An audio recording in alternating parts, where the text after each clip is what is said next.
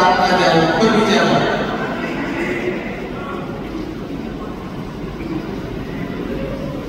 Terima kasih. Ini yang seperti kami sampaikan bahwa ini menjadi sesuatu yang tentunya harus segera kita laksanakan.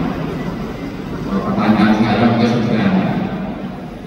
Bagaimana strategi dan program yang akan Anda lakukan untuk memenuhi hak asasi masyarakat untuk mendapatkan pekerjaan penghasilan yang banyak di Kabupaten Sragen?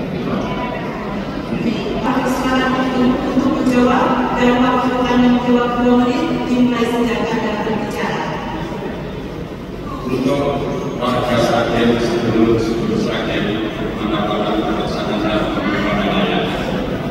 Pertama, harus dipastikan ada investasi yang masuk ke Sragen, dan kita harus terbuka terhadap semua investasi tanpa harus menyortir karena kita tidak memiliki atau membutuhkan kepentingan tertentu saja. Saya mendengar dari berbagai stakeholder ketika kami bertemu, mereka menyampaikan terlalu pilih-pilih untuk investasi termasuk hanya karena persoalan yang kaitannya dengan infrastruktur. Nah, ini perlu menjadi atensi kita ke depan. Banyak orang-orang hebat di sana dari Sragen yang ingin menanamkan modal yang Sragen, tapi karena ketika mereka hadir di Sragen dikira sebagai komoditor ekonomi dan politik, mereka kemudian tidak bisa berinvestasi di Sragen. Oleh karena itu, membuka investasi secara terbuka sehingga tercipta lapangan kerja itu menjadi sebuah kebutuhan yang ekonomi. Yang kedua, karena ke depan itu ada tantangan global terkait dengan masyarakat masa depan, maka generasi muda kita harus siapkan dengan kompetensi masa depan juga, future skill.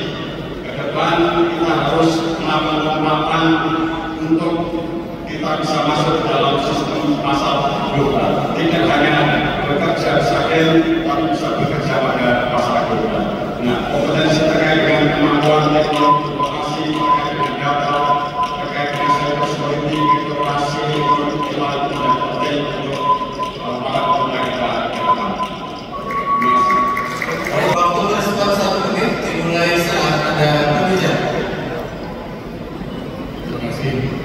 Apabila kami terpilih, maka kami akan menciptakan lapangan pekerjaan selama 25 tahun 25.000 lapangan kerja. 5.000 sekarang. Baik dalam itu terlalu investasi sudah banyak masuk ke Sragen. Tinggal kita bagaimana mempersiapkan tenaga kerja yang siap untuk bekerja. Maka Teknopark hadir di sini. Ini Teknopark ini harus merubah konsep. Tidak bisa serta-merta hanya konvensional. Seperti anak-anak Gen Z sekarang ini, mereka tertarik dunia digitalisasi. Maka pelatihan itu harus ada. Banyak startup-startup inginnya menggunakan Gen Z. Dibatasi Gen Z itu karena Gen Z ini mempunyai kelebihan komunikasi. Mereka punya kemampuan untuk mengerjakan dalam satu waktu tugas yang banyak. Dan tentunya perlu ada kurda dan pendampingan terkait dengan masalah. Saya banyak bertemu dengan diaspora Sragen, para orang Sragen yang di luar Sragen sana, dan mereka menjadi pebisnis yang sukses. Dan ketika mereka bertemu, mereka menyampaikan kami ingin berinvestasi di Sragen. Tetapi persoalannya adalah mereka mengalami kesulitan ketika akan melakukan investasi. Bukan hanya kaitan dengan investasi, mereka akan juga ingin membawa bantuan kesehatan dari perusahaan-perusahaan besar. Tapi karena dianggap tidak menguntungkan perusahaan tertentu, kemudian itu ditolak sebagai bahkan anggap